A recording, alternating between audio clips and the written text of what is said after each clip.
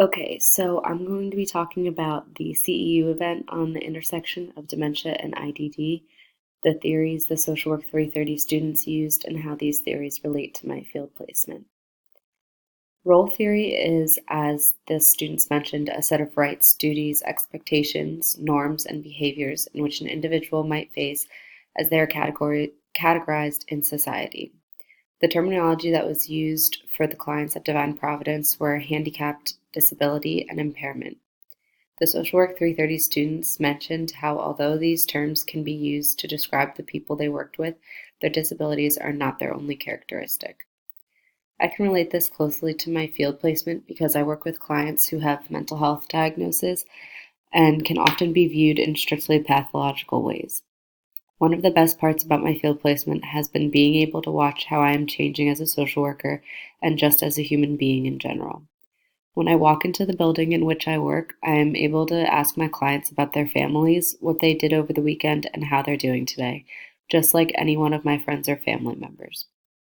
When I walk down the street, I am now able to reframe my judgments about who I pass. I try to picture the various people I pass as my clients because when I'm in a room with them, I trust them completely and know the majority of them are completely harmless. Being able to reframe this thought process is a part of role theory because, as important as the mental health diagnosis is to each of my clients in everyday life, it is not their only characteristic, and nor is any pathological diagnosis for any other human being.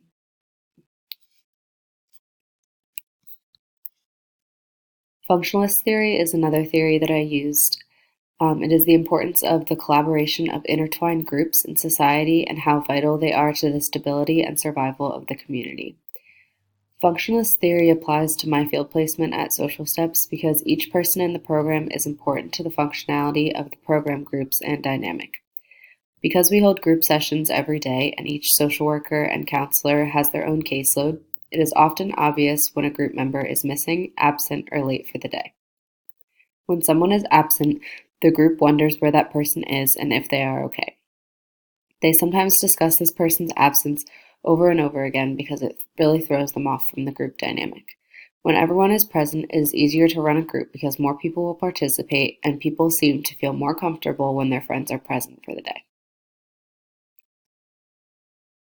Social workers also need to advocate for this CEU topic. For me personally, learning about this topic was really informational. It was things that I have never learned before or been told about before. For example, I didn't know dementia caused any symptoms aside from memory loss. I also didn't know dementia was more common in persons who have already been diagnosed with IDD. Having multiple diagnoses is something that requires a lot of care and assistance from supports.